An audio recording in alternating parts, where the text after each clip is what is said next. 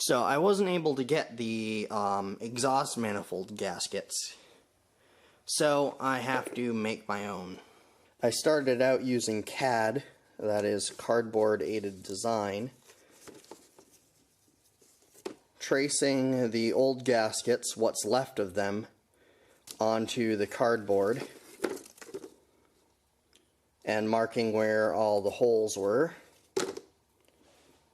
Then I cut them out of this gasket material that I was able to get a nice big sheet of.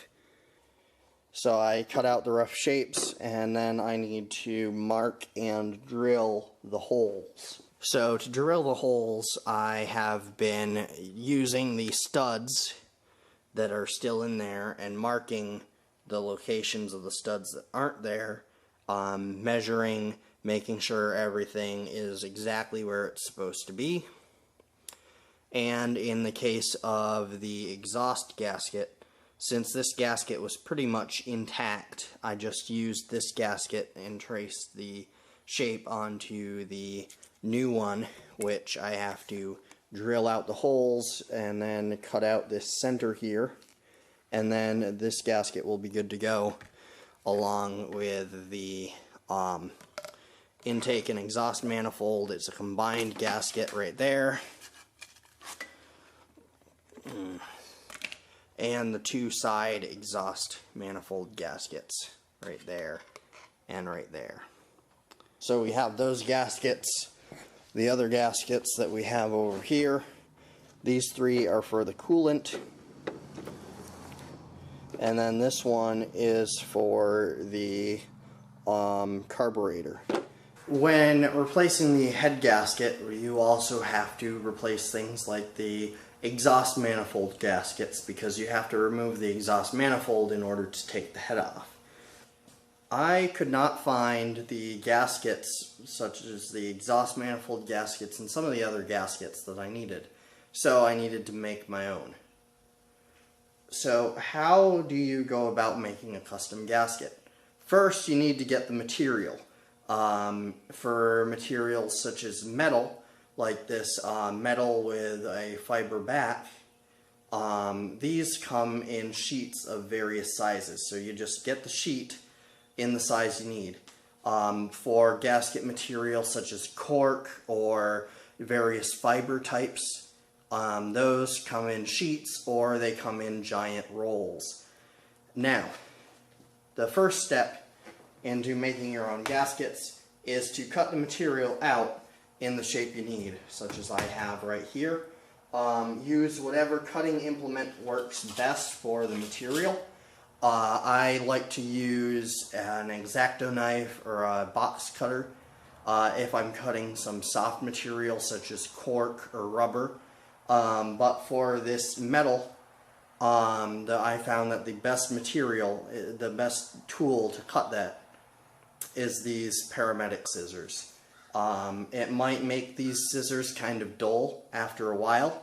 They won't be good for cutting much else after this, but this was a pair that I picked up somewhere for, it might have been free, might have been like $2, but it's just a cheap pair that I had lying around, so I don't mind using them for whatever I need them for. So once you've got the gasket shape, the outside shape, you need to drill all your holes. If this were a cork material or a rubber, I would just use an X-Acto knife to cut the holes. However, you can't use an X-Acto knife to cut this stuff, so I have to drill it. Now this material is really thin, which makes drilling it kind of hard.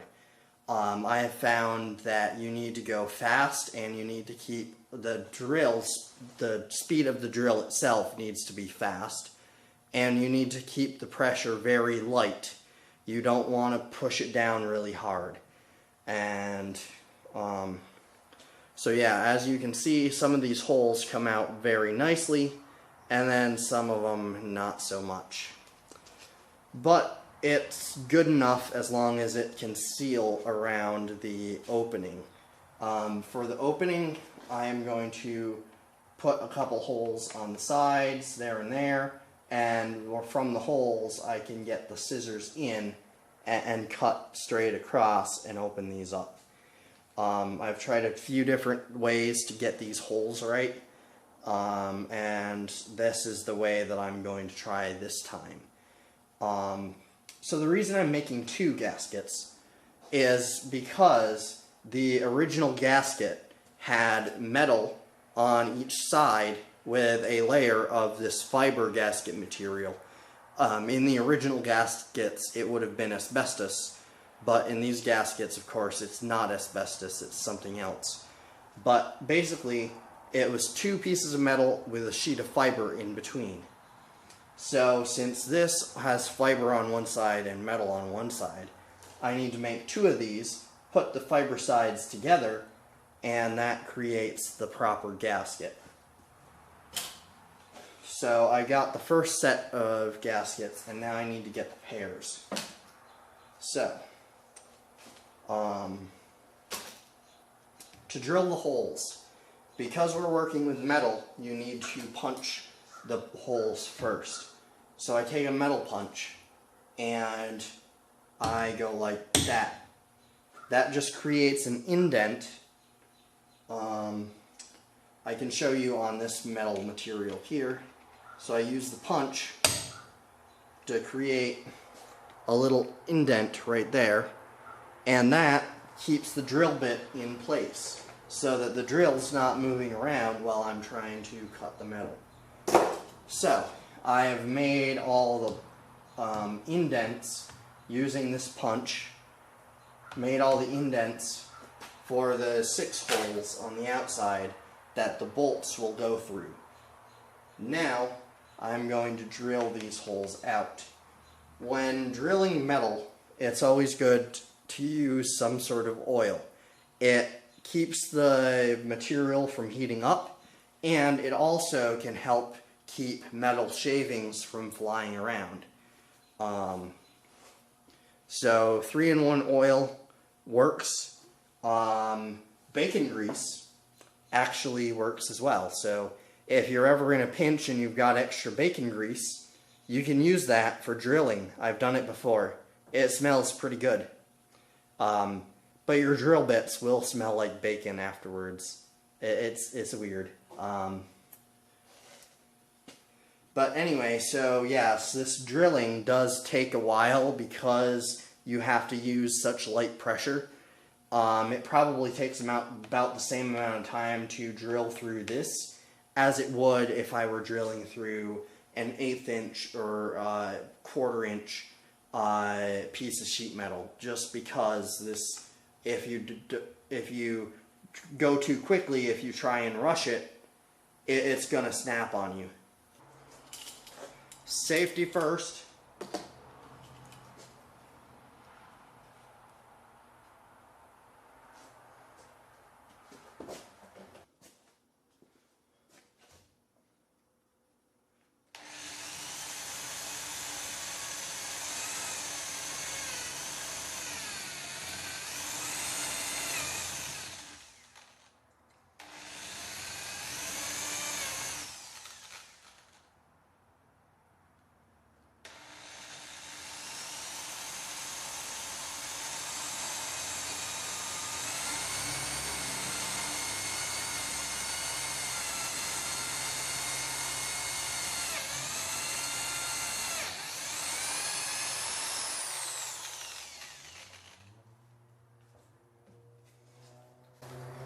Yeah, I lied. This actually doesn't take very long when you use a brand new set of drill bits. Yeah, I was using some really old drill bits that weren't very sharp, so that's why it was taking so long. So this is actually going to be quick. That's cool.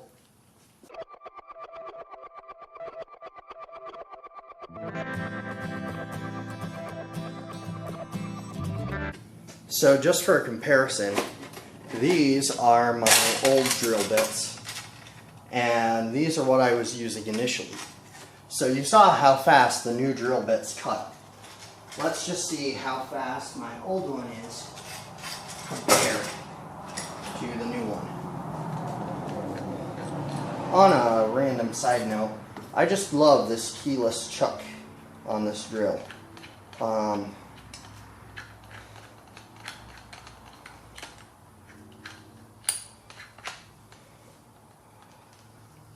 It's so much faster when you don't need a chuck key. Okay, so this is the old drill bit.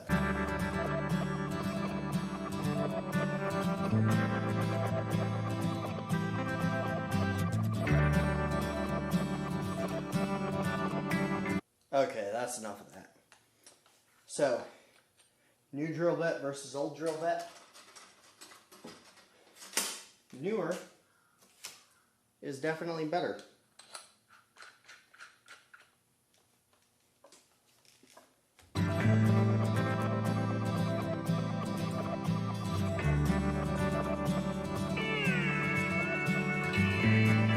Now, using the drill bit so that I don't make the hole bigger than it needs to be, I am going to mark the area right there and right there and right there, right there,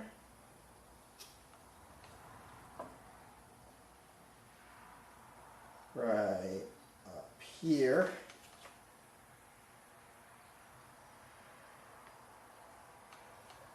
because the fiber material is so soft, I can actually just use the drill bit to mark the spots where I want to put the punches.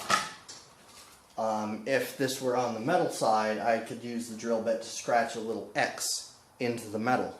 That way I know exactly where I am going to want to punch it.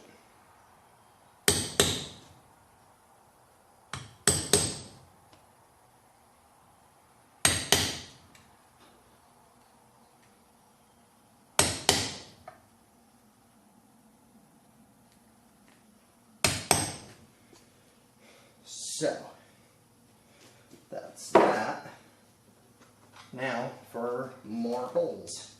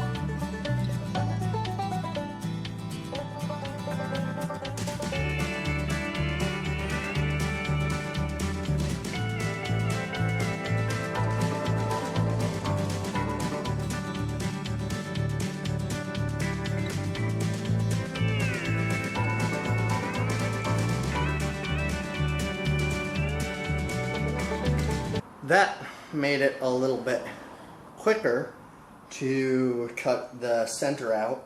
Now, one thing we need to do when you make gaskets out of metal is there's a lot of different barbs sticking up, and as you can see, it's still not quite to the line right here.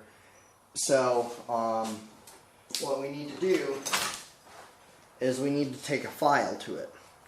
So we just take a file to all the holes that we drilled, and we're just getting the metal down. We don't want those barbs of metal because we want this to be a very flat surface so that it all seals properly.